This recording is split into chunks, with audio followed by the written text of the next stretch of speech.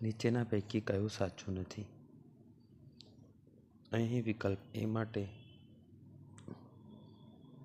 સરવાળા માટે ક્રમના નિયમનું પાલન થતું હોય છે, જ્યારે વિકલ્પ બીમાં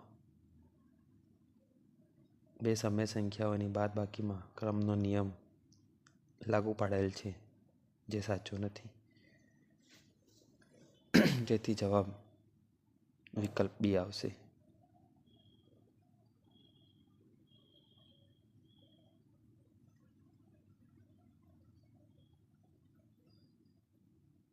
બીજું, નીચેના પૈકી કઈ સંખ્યા પ્રાકૃતિક સંખ્યા નથી?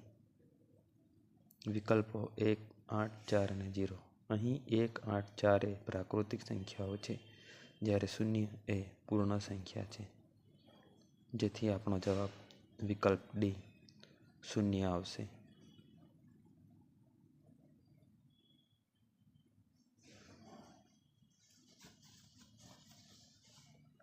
ત્રીજું, ઋણ સમય સંખ્યાની વ્યસ્ત સંખ્યા હંમેશા કેવી મળે? અહીં વિકલ્પ એ માટે ઉદાહરણ લેતા ઉદાહરણ તરીકે ઋણ 2/3ની વ્યસ્ત સંખ્યા ઋણ 3/2 મળે છે, જે દર્શાવે છે કે વિકલ્પ એ ઋણ સંખ્યા જવાબ આવશે. ચોથું, પરસ્પર વિરોધી સંખ્યાઓનો ખાલી જગ્યા શૂન્ય મળે. અહીં પરસ્પર વિરોધી સંખ્યાઓની વ્યાખ્યા મુજબ બે પરસ્પર વિરોધી સંખ્યાઓનો સરવાળો હંમેશા આપણને શૂન્ય મળતો હોય છે. જેથી આપણો જવાબ વિકલ્પ બી સરવાળો આવશે.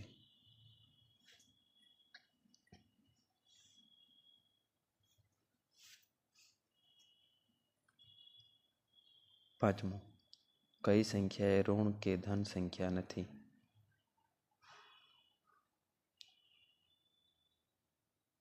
અહીં આપેલ બધા વિકલ્પો જોતા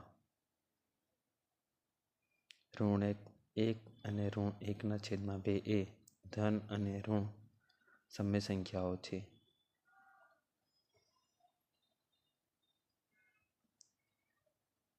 જ્યારે 0 એ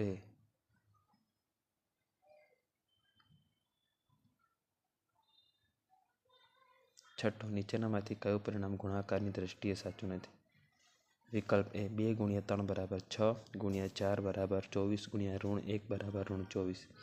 વિકલ્પ બી માટે 2 × 3 = 6 × ઋણ 18 કરતાં ઋણ 108 મળે છે, જ્યાં ઋણ 90 જવાબ આપેલો છે, જે ખોટું છે. માટે અહીં આપણને જવાબ બી મળશે. 2 × 3 × ઋણ 18 × 0 = ઋણ 90. સાતમું, નીચે આપેલ સંખ્યાઓમાં કઈ સંખ્યા સમય સંખ્યા છે? અહીં વિકલ્પ જોતા 1 એ પૂર્ણાંક સંખ્યા દેખાય છે, 0 એ પૂર્ણ સંખ્યા દેખાય છે, 3/4 એ સમય સંખ્યા જોવાય છે. પરંતુ ચોથો વિકલ્પ આપેલ ત્રણેય જોતા 1, 0 અને 3/4 એ પ્રાકૃતિક, પૂર્ણ અને સમય સંખ્યા છે, જે બધી જ સંખ્યાઓ સમય સંખ્યામાં સમાવેશ થાય છે. જેથી અહીં જવાબ વિકલ્પ ડી આવશે, આપેલ ત્રણેય.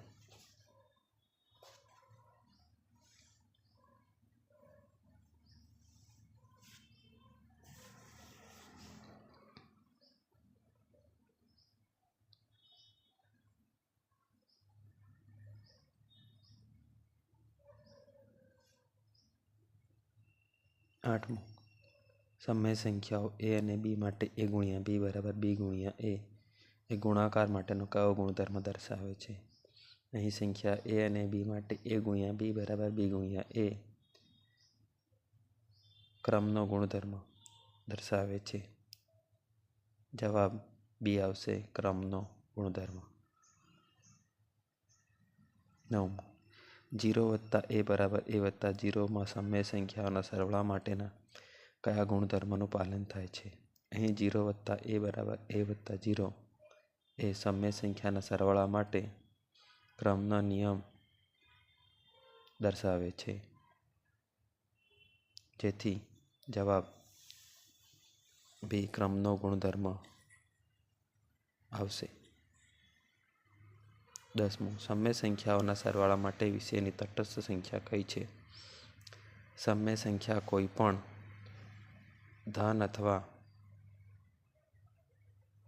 ઋણ સંખ્યા સરવાળો કરીએ તો મૂલ્યમાં ફેરફાર થશે, પરંતુ 0 સાથે સરવાળો કરતાં મૂલ્યમાં ફેરફાર થતો નથી. માટે જવાબ બી 0 આવશે.